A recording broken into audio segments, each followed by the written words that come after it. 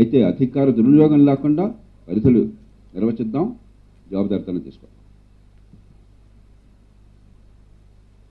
మూడోది, చాలా ఏళ్ల క్రితం సుప్రసిద్ధులైన పాత్రికేయులతో నాకు ఒక చర్చ జరిగింది టీవీలో, లైవ్ టీవీ.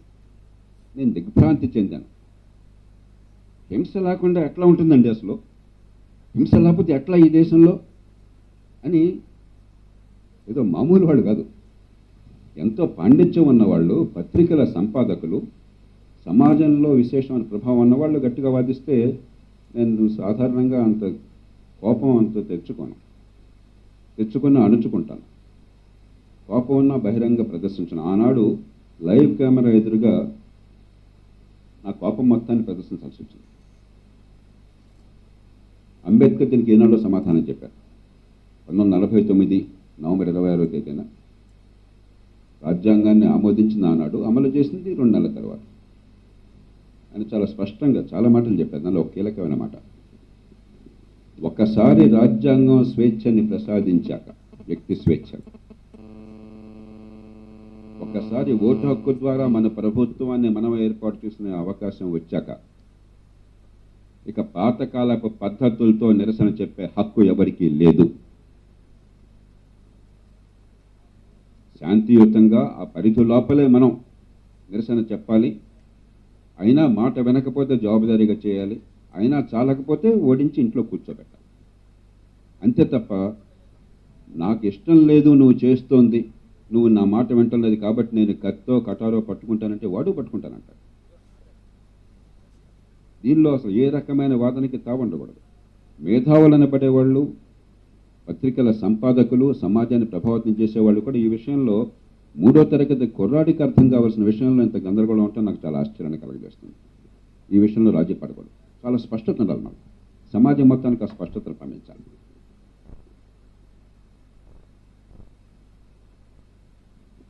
అరవింద్ లాంటి అధికారుల పుణ్యం అని చెప్పని మన తెలుగు రాష్ట్రాల్లో మనమే కదా ఇక్కడ. ఆనాడు నక్సల్బరీ బెంగాల్లో ప్రారంభమైనా కూడా తర్వాత రూపం వచ్చింది మన దగ్గరే కదా. మనం పుట్టించి పంపించాం అందరికీ. దాన్ని కొన్ని ఇబ్బందులు ఉన్నా కూడా, కొన్ని పొరపాట్లు దొరికినా కూడా సమర్థంగా ఇక్కడ యంత్రాంగాలు ఎదుర్కొన్నాయి. ఓ పక్కన పోలీసు యంత్రాంగానికి కావాల్సిన స్వేచ్ఛనిస్తూ తగిన ఏర్పాట్లు చేస్తూ, మరో పక్కన రాజకీయ పార్టీలు క్షేత్రంలోకి వెళ్ళినాయి.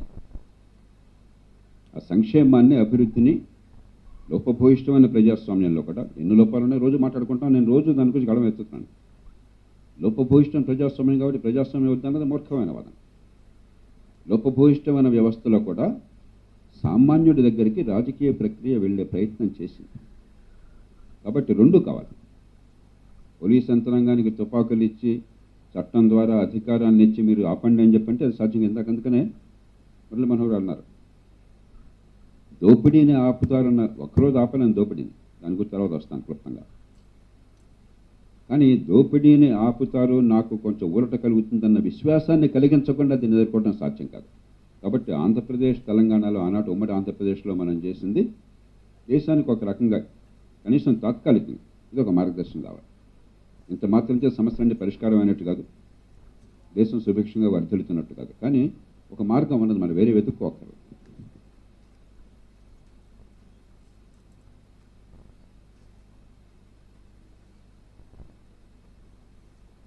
ఇక మేధోపరంగా ఎలా ఎదుర్కోవాలి? మనలో చాలామందితో సహా చిన్ననాడు ఎంతో కొంత సమానత్వం, సోషలిజం, వామపక్ష భావాలు వాటి వల్ల ప్రభావితం కాని వాళ్ళు దాదాపు ఎవరో ఉండరు. లక్ష్యం గురించి పెద్దగా మనకు సందేహాలు లేవు. మార్గం ఏంటన్న విషయం మీద ఎప్పుడైతే ఈ ఉగ్రవాదాన్ని, వామపక్ష తీవ్రవాదాన్ని వివిధ సైద్ధాంతిక లేదా ప్రాక్టికల్ కారణాలుగా వ్యతిరేకించే వాళ్ళందరూ కూడా ఈ మోరల్ గ్రౌండ్ని మనం తీసుకోలేకపోతే ఎల్లకాలం ఆ రకమైన వాదన చేసేవాడిదే పై చేయవుతుంది. ఇక్కడ కొంచెం కటువైన మాటలు చెప్పాలి. ఇప్పటికి కూడా ఈ దేశంలో 180 మంది బిడ్డలకి చాలా బాధతో చెప్తున్నాను, నేను చాలా ఆశావాది. ఈ దేశం, ఈ సమాజం పట్ల చాలా గర్వపడేవాడిని, తలెత్తుకు తిరిగేవాడిని, ఎవరికి సంజయ్ శివక్కర్లేదని నమ్మేవాడిని. కానీ మన లోపాలను మనం గుర్తించకపోతే అంతా బాగుందని నటిస్తే అది కూడా సరైన పద్ధతి కాదు. ఆత్మగౌరవం కావాలి, ఆత్మ విమర్శ కావాలి, మన లోపాల పట్ల జ్ఞానము కావాలి. 180 మంది బిడ్డలకి పుట్టిన నాడే పుట్టిన పరిస్థితులను బట్టి భవిష్యత్తు నిర్ణయమైనట్లయితే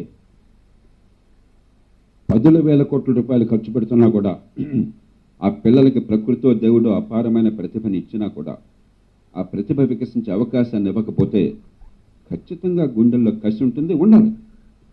ఉండాలి.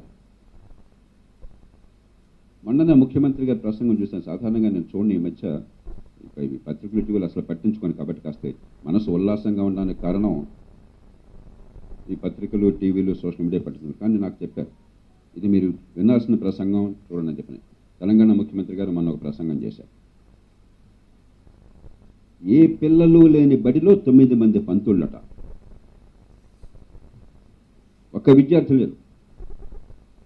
ఆ పంతుళ్ళని పిల్లలున్న స్కూళ్ళకి బదిలీ చేస్తే రస్తారోకో చేశారట, మమ్మల్ని బదిలీ చేయడానికి వీల్లేదని చెప్పి. ఏమిటా అని కనుక్కుంటే 9 మంది పంతుళ్ళు ఉన్నారు, ఒక్క బిడ్డ కూడా లేదు, వాళ్ళకి జీతాలు ఇస్తున్నాం, అది అధ్యాపకుల కింద లెక్క. అది రస్తారోకోకి ప్రత్యేకలో ప్రచారం. ఒక చిన్న ఉదాహరణ అంతే. అన్నమంతా చూడక్కర్లా, వండింది వేడుకలు చూడడానికి 2 మెతుకులు చాలు. 180 మంది పిల్లలకి ఈవేళ ఈ దేశంలో వాళ్ళు పుట్టిన పరిస్థితుల వల్ల ఎదిగే అవకాశం లేకుండా కుంగిపోతున్నారు. కానీ ఆశలేమో ఈ సోషల్ మీడియా 24 hour టీవీ వల్ల ఆశలు కనిపిస్తుంది. గతంలో కనీసం మంచిగా చూడ నాకు బతికింతే అనుకునేవాడు, అది ధర్మం కాదు. కానీ ఈవేళ ఆశలు కనిపిస్తున్నాయి, తెలివితేటలో అవకాశాలు లేకుండా పోతున్నాయి. ఈ రూపం మరో రూపం అనవసరం, దానివల్ల హింస రాదని మనం అనుకుంటే మనం చాలా భ్రమలో ఉన్నాం. అది అన్యాయం కాదు అనుకుంటే మనకు అసలు మనసు లేదు. వాళ్ళందరినీ అలాగే ఉంచి ఈ దేశం పెరుగుతుంది అనుకుంటే మనకి అర్థశాస్త్రం తెలియదు. అలాగే ఆరోగ్యం వివరాల్లోకి వెళ్ళను, ఎందుకంటే సమయం లేదు కాబట్టి. మీ అందరికీ తెలిసిన వాళ్ళు విద్యులు, మీరంతా కూడా ఇందాక మురళీమనోహర్ చెప్పినట్టుగా అపారమైన అనుభవం ఉన్నవారు మీరంతా కూడా, ఎవరెవరికి చెప్పక్కర్లేదు.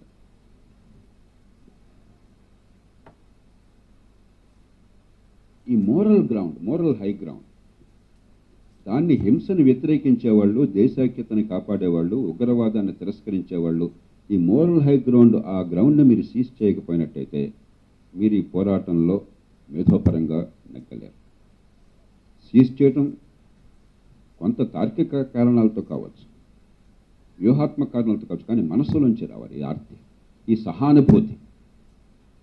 నా దేశంలో నిజమైన దేశభక్తి అన్నట్టయితే దేశాన్ని ప్రేమిస్తే వందే మాతరం పాట చాలదు.